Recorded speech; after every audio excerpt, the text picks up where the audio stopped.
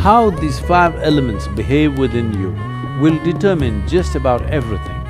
First thing that we need to do is to start cleansing the five elements. If you have mastery over the elements, you not only have mastery over the body, over the mind, over the very creation. Life will happen in magical ways.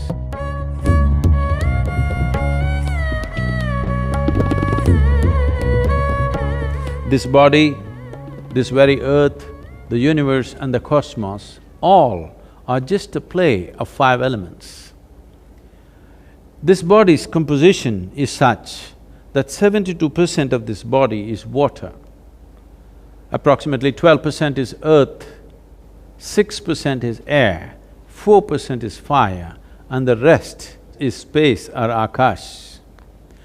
How these five elements behave within you will determine just about everything.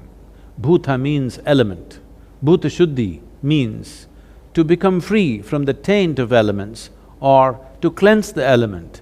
It means to become free from the physical nature. Right now, the physiological and the psychological processes are having a complete grip over most human beings. What we call as our physiology is something that we accumulated. What we call as our psychological process, the whole content for this is also accumulated in the form of impressions. Between these two, who you are or existentially what is the nature of your being is completely missed. If one wants to access dimensions which are not yet in your experience, first thing that we need to do is to start cleansing the five elements so that in the purity of the elements, you distinctly know the difference between what is physical, what is psychological and what is existential.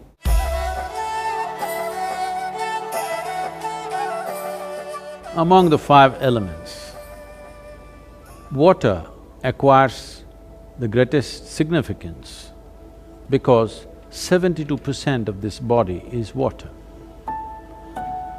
If we take sufficient care about the water that we consume, not just in terms of its purity, it being bacteria-free and those kind of things, but the way the water is kept, in what kind of container you keep it, how you touch it, how you approach it.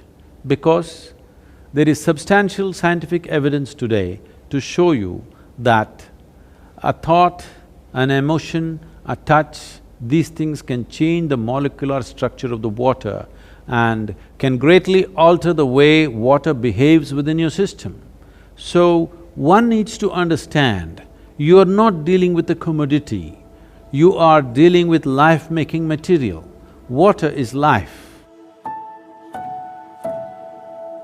If you keep the water in a container which is metallic, preferably copper or an alloy of copper, and if you wash it with an organic substance and keep the water in a place where it is not touched by other smells and other substances, there is sufficient space around it, and when you approach it, if you can just hold this vessel with your hands with a certain sense of gratitude and reverence, because this is life-making material, and then consume it, you will see it will do wonders within your system.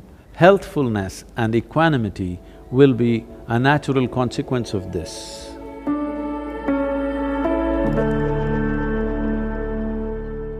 At least every day, if you can go and sit in your garden on the earth just for half an hour, simply talking to your friend, reading a newspaper, talking on the telephone, do whatever. Or if you can sit quietly, it's best. Just half an hour, you sit in your garden on the ground, you will see your health situation will change dramatically. I'm only talking about health because that's a tangible thing you can see. Other things are happening, but you may not be able to notice it. Many other processes are happening. So as far as possible, try to settle down on the floor. Those of you who have very unstable bodies, that is, you tend to fall sick very easily and, constantly those kind of things. If you just get off your cot and sleep on the floor, you will see it'll make a big difference. Just that much. Just maybe 18 inches away you are, just get 18 inches closer. You will see it'll make a big difference in terms of reorganizing the system.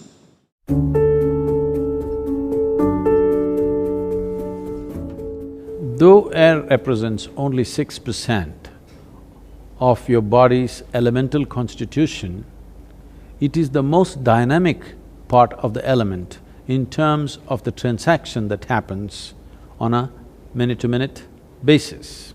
What kind of air you breathe is definitely important and that's well known, but how you breathe and how consciously you breathe is equally important. Especially those of you who are living in large cities, take a walk in the park, along the lake or the river or whatever is available to you. Something natural to be in touch with nature and to do something where breath will be in a dynamic state.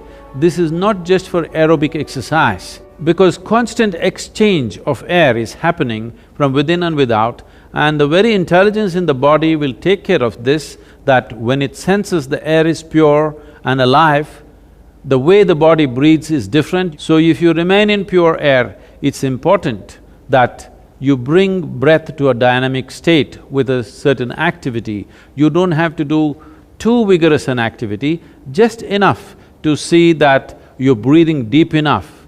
Slightly deeper than normal is happening to you for a period of time, but on a daily basis, if you're not able to take yourself out within the house, you can do a simple yogic practice called Nadi Shuddhi to cleanse the breath.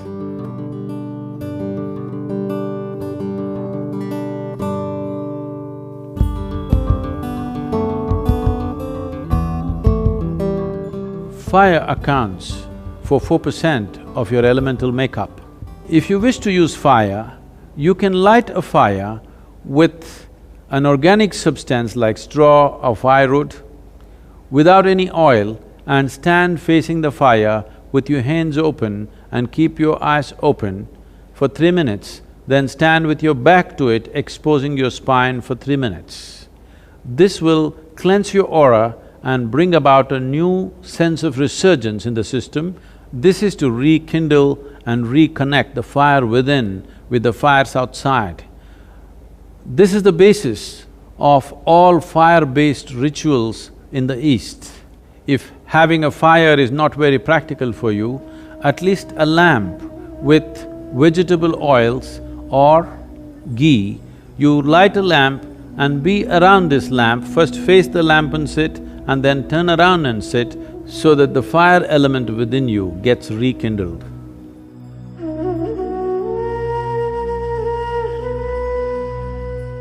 The fifth and the most expansive dimension of the elemental composition is Akash or etheric space.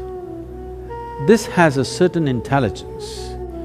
The nature, quality and the power of your life essentially is determined by how much access can you find into the Akashic intelligence.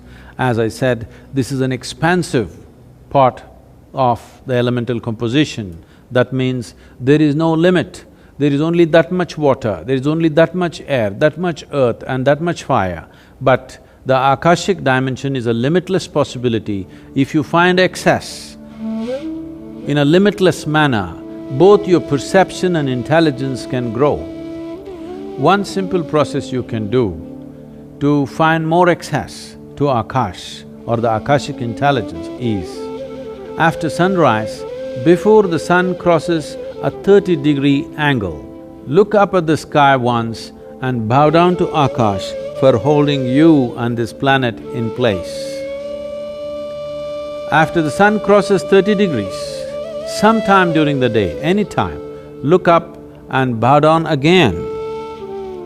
After the sunset, within the 40 minutes after sunset, look up at the sky and once again bow down. You are not bowing to any imaginary gods up there, just to the etheric space around us, which is holding everything that we are in place. If you get the Akash to cooperate with your life energies, life will happen in magical ways. An intelligence that you have never thought possible will become yours.